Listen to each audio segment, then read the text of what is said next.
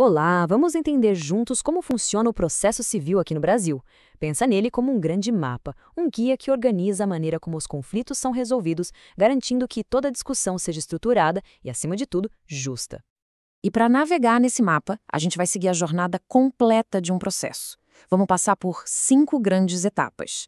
Desde o comecinho da disputa, passando por como a outra parte é chamada para conversa, a hora de provar quem está certo, a decisão do juiz e, finalmente, como essa decisão sai do papel e vira realidade.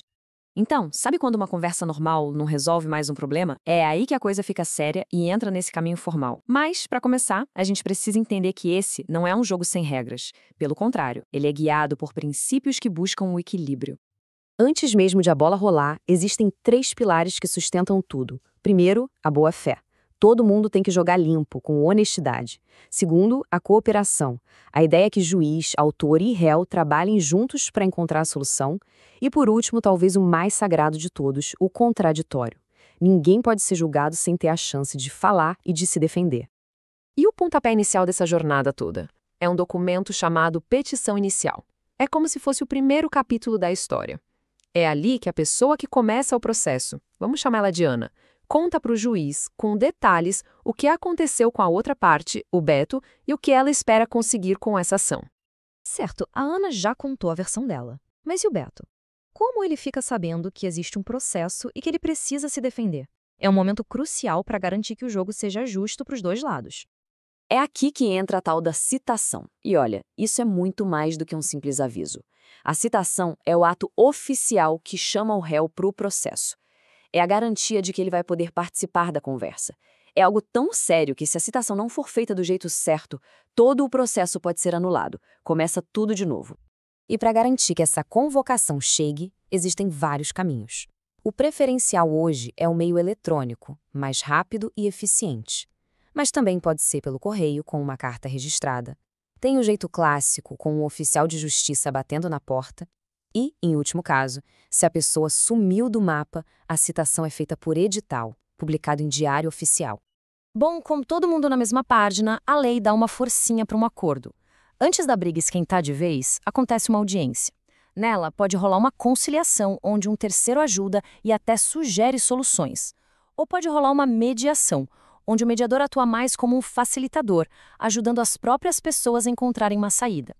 Essa segunda opção é ótima quando a relação precisa continuar, como em casos de família ou entre vizinhos. Se não sair um acordo, o processo segue para o seu coração, a parte mais intensa, a hora de colocar as cartas na mesa e provar o que foi dito. Agora é a fase da evidência. E a regra de ouro aqui é o famoso ônus da prova. A lógica é simples. Quem alega tem a responsabilidade de provar. No nosso exemplo, a Ana precisa apresentar provas que sustentem o que ela está pedindo.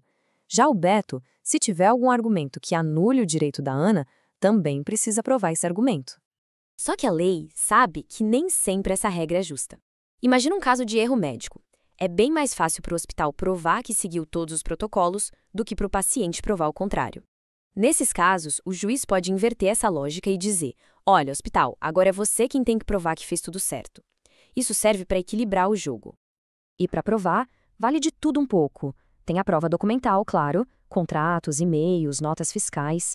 Tem a confissão, quando uma das partes admite um fato, as testemunhas, que contam o que viram, a prova pericial, que é a análise de um especialista, e dá até para usar uma prova emprestada de outro processo, se ela se encaixar no caso. Depois de todas as provas analisadas e todos os argumentos ouvidos, chega o momento que todo mundo esperava. O juiz finalmente forma sua convicção e bate o martelo. Essa decisão final é formalizada num documento chamado sentença.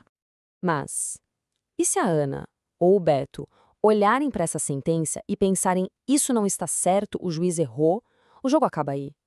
Claro que não. É nesse momento que entra em campo a possibilidade de recorrer. O recurso é basicamente isso: um pedido para que um grupo de juízes mais experientes de uma instância superior reavalie o caso. Mas aqui tem um detalhe muito importante. Entrar com recurso não significa que a decisão original é automaticamente pausada. Essa pausa na decisão tem nome: é o efeito suspensivo. E ele pode acontecer de 2 formas. Em alguns tipos de recurso, essa pausa é automática, a própria lei já manda suspender. Em outros, não. A parte precisa pedir e convencer o juiz de que, se a decisão for executada imediatamente, o prejuízo pode ser enorme e irreversível. Muito bem. Depois de toda essa jornada, temos uma decisão final, que não pode mais ser contestada. Agora vem a grande questão. Como é que essa decisão sai do papel e se transforma em algo concreto na vida das pessoas? O sistema sempre tenta primeiro o caminho mais amigável. A parte que perdeu é intimada a cumprir a decisão por vontade própria. Então, se o Beto foi condenado a pagar um valor para Ana, ele tem um prazo para fazer isso de boa vontade. Só que, se ele não pagar dentro dos 15 dias previstos, a conta já sobe. Automaticamente, uma multa de 10% é adicionada sobre o valor da dívida. A mensagem é clara: deixar para depois sai mais caro. E se o pagamento voluntário não acontecer de jeito nenhum, aí a justiça mostra a sua força. O juiz pode ordenar medidas bem sérias, desde a penhora de dinheiro em conta bancária, de carros, de imóveis, até o protesto da decisão, sujando o nome do devedor na praça. E em casos específicos, como dívida de pensão, é possível até mesmo penhorar uma parte do salário. E no fim dessa jornada, fica a reflexão. O processo é um labirinto de regras ou um caminho para a justiça? O que a gente viu é que o mapa foi desenhado para ser um caminho claro, estruturado e justo. Mas talvez o maior desafio não esteja no mapa, e sim no tempo que se leva para percorrer o caminho. A questão que fica no ar é: como fazer com que esse caminho tão bem desenhado não seja tão longo a ponto de a justiça chegar tarde demais?